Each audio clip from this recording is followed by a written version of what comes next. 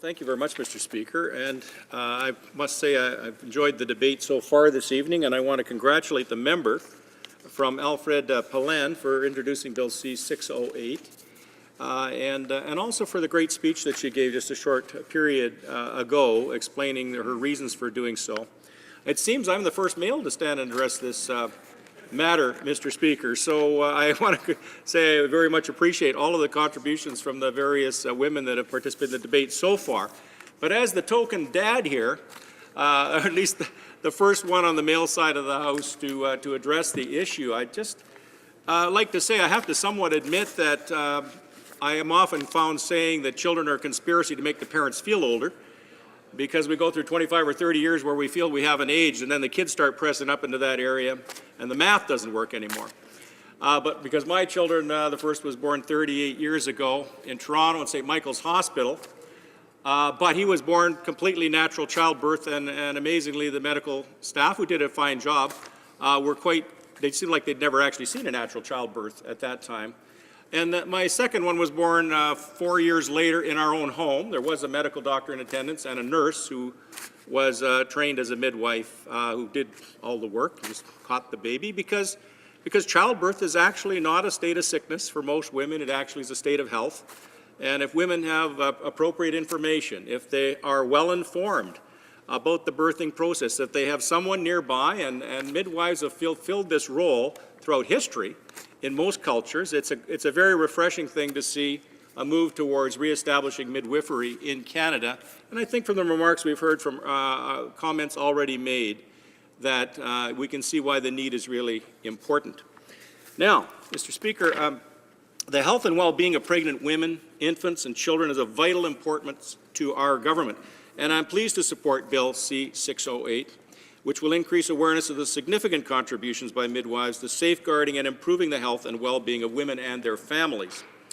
And Mr. Speaker, the Parliamentary Secretary spoke just a few minutes ago about Canada's leadership in maternal and child health worldwide through the G20 initiative, helping it train and advance midwives and birth attendants in developing countries where maternal mortality is at alarming rates, and Canada is acting to make a difference there. Now, meanwhile, right here at home, midwives provide high-quality care for women before, during, and after childbirth. They ensure safe deliveries and provide essential newborn care. And they're key primary care providers who seek to optimize the childbirth experience for women and families and work collaboratively with other health professionals. Having access to these skilled professionals to provide needed care for women, for newborns and families during the prenatal period, during labor, birth, and postpartum is critical to their collective health and well-being. Aside from the supports our government enumerated by the Parliamentary Secretary just a few moments ago, the government is also providing the highest healthcare transfers in Canadian history to provinces and territories to support healthcare services such as midwives. Now, these historic transfers have increased by almost 60% since we formed government, and they're set to reach $40 billion by the end of the decade. Mr. Speaker, Canada had 381,598 births registered last year. The overwhelming majority, that's 98.5%, took place in a hospital. In fact, childbirth is the #1 cause of hospital admission in Canada. Now, I find that statistic astounding. Mr. Speaker, let me repeat that.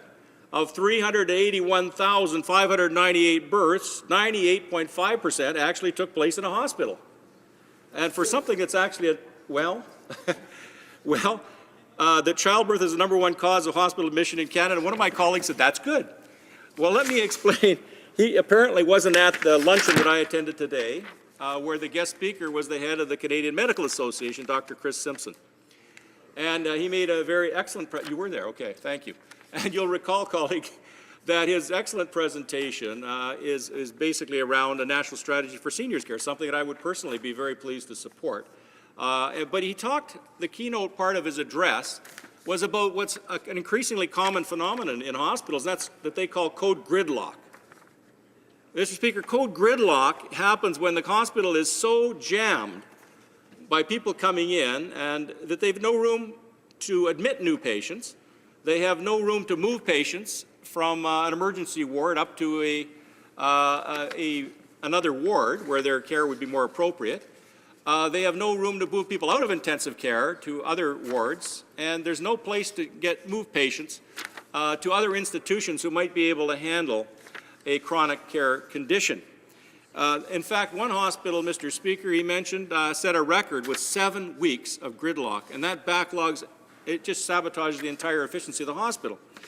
So, Mr. Speaker, perhaps the vast majority of childbirths that are not high-risk childbirths, there are very good reasons to have a birth in a hospital for high-risk people, but the majority are low risk, and midwives can provide those services in a variety of settings. Now, many hospitals are actually providing birthing rooms that are low light, quiet music, room for the dad to be there.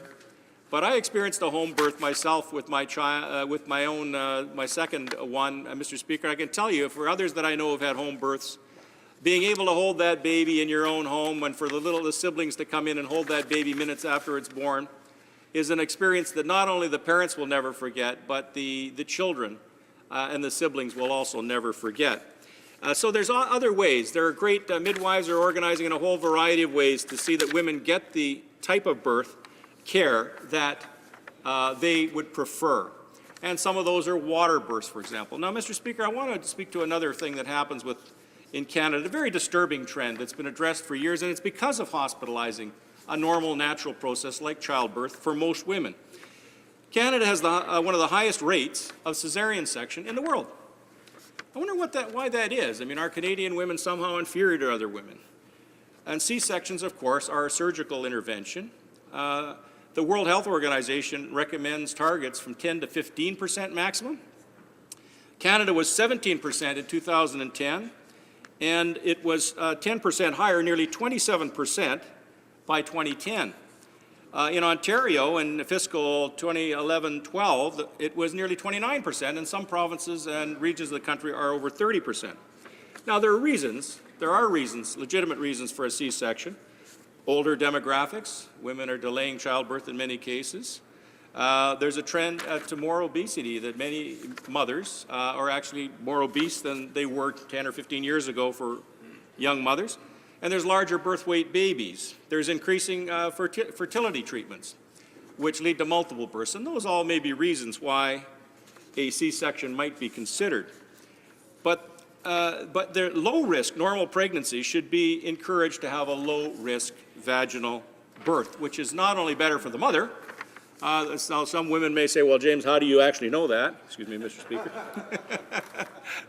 But statistics will confirm, and I'm sure some of the others who've spoken here, including two are physicians, will confirm it's undeniable that, in fact, a C-section is much higher risk than a vaginal birth for most women. Not only that, they're more expensive. The Canadian Institutes for Health Information estimate a C-section costs about $4,600 compared to about $2,800 for a vaginal birth. Now, a midwife can practice in a variety of settings. They can have a variety of needs accommodated to meet not only the mom and what she wants, but the dad, and make that experience much more meaningful, and also for a much more affordable experience. I think the average, well, we don't know what the average is because it varies across the country, but I understand it's somewhere between $850 and can climb a little bit from there. That's very cost effective compared to $4,600 per intervention. Thank you, Mr. Speaker. And I think that at a time when we're facing healthcare financial crisis, really, because our healthcare system is simply not sustainable on the path we're on, that we need to look at cost-effective ways of delivering service. This is not about saving dollars. It's about giving women the choices they want. It's about making childbirth a normal and healthy thing for more women. And I want to thank the member for introducing a very thoughtful bill, and one that I think will help, not only help contain costs, but will help give women, children, and families a better birthing experience. Thank you very much, Mr. Speaker.